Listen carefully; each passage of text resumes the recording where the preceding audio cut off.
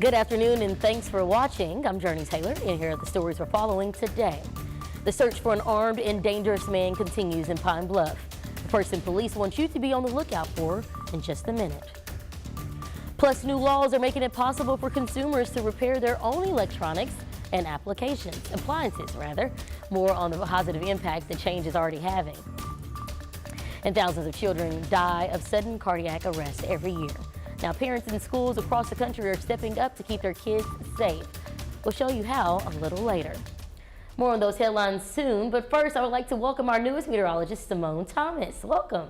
Hi, I'm happy to be here. She's filling in for our meteorologist, Nathan Scott. Let me just jump straight into it. We said fall was this weekend, and it's still feeling like summer out there.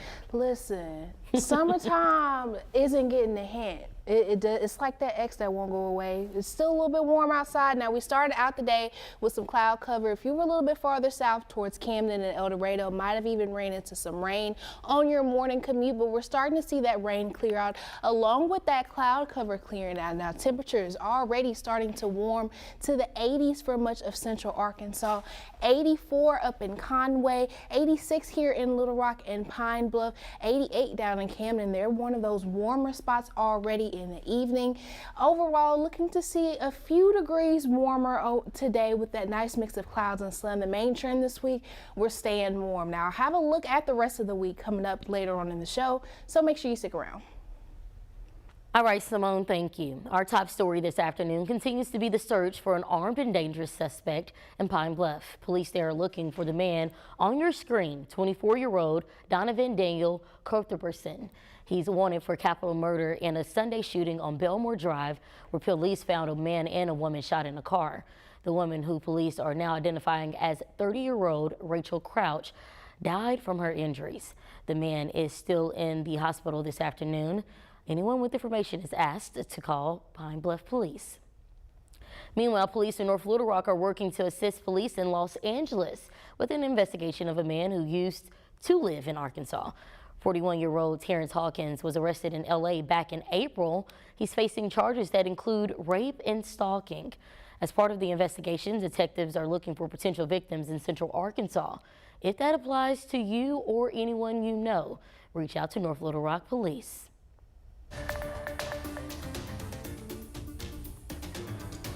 Nationally, Congress has less than a week to pass a spending bill or the federal government will shut down. A group of right-wing House Republicans is opposed to passing any of the 12 appropriations bills or even a short-term bill unless there are deep cuts to government spending. House Speaker Kevin McCarthy tried to broker a deal with the group over the weekend, but was unsuccessful. The political battle lines make it even more likely that a shutdown is coming, which would force millions of federal employees to be furloughed without pay. It would also cut many of the services the government provides to Americans.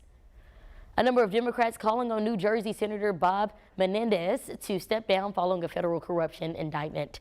He's accused of taking bribes from a foreign power, including cash, gold bars, a Mercedes-Benz, and even home mortgage payments. On Friday, the indictment revealed he shared highly sensitive information about the U.S. Embassy in Cairo, as well as used his power and influence as chairman of the Senate Foreign Relations Committee. At a press conference today, he says he will remain in the Senate. The Hollywood writers' strike may soon come to an end, with the Writers Guild of America finally announcing a tentative deal with the major studios. The union informed members overnight, calling the agreement, quote, exceptional. The WGA says no writers should return to work until they are authorized to do so. Today marks the 147th day since the writers' strike began back in May. Now, for years, consumers were unable to get access to information to repair their own electronics and appliances. The same issue applies to American farmers unable to repair tractors or other equipment they own. Now, new laws are about to force change. Barry Peterson has more. Zach Wood is steering tens of thousands of dollars of high-tech farm equipment, like a GPS-guided planter that won't seed the same row twice. But a computer glitch can shut it all down, and then farmers in rural areas can wait days for a dealer's service call. Does that increase the risk that you're going to could lose the crop to weather? Yeah, your combine's sitting on the side of the field and you can't use it, and you haven't cut most of the field, and before it hails it off, then you lose the whole thing. Okay, let's go over to the other one. Zach's father, Danny, testified for Colorado's Farmer Right to Repair law, so farmers can get the information from dealers to do their own repair work. And he was there when the bill was signed into law. Tell me why it has such resonance with farmers. Farmers are not people that like to rely on others. Some dealers for John Deere, America's biggest farm machinery maker, opposed the bill. John Deere declined an interview and sent an email saying in part, John Deere supports a customer's decision to repair their own products, utilize an independent repair service, or have repairs completed by an authorized dealer. State Representative Brianna Titone was among the law's sponsors and says right to repair addresses wider issues. It comes down to a lot of the environmental issues around the consumer products that are just thrown away.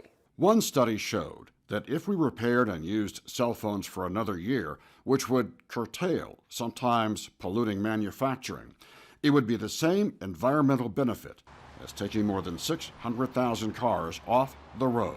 So we need to replace that floor, and that's Right to repair will help farmers keep their equipment running, critical, they say, to keeping them in business. Barry Peterson, CBS News, Pete's, Colorado.